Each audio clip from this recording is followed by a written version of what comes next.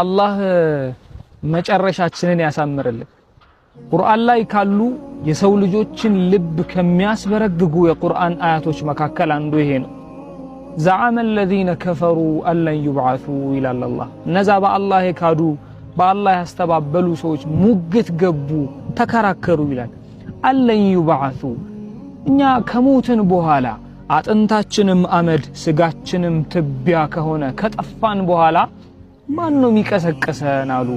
ቁል በላ ወረቢ በላቸው ያ ሙሐመድ አለይሂ ሰላቱ ወሰላም በጌታዬ ይሁንብኝ ለቱብዓሱን ትቀሰቀሳላችሁ አይደለም ትቀሰቀሷታላችሁ ثم لتنبؤن بما عملتم ተቀስቅሳችሁም ዱንያ ላይ በሰራችሁት በእያንዳንዱ ስራ ትነገራላችሁ በላቸው። የውመ ቱብለ ሰራኢር ሚስጥሮች ሁሉ ይፋ በሚወጡበት ቀን በልባችን ደብቀን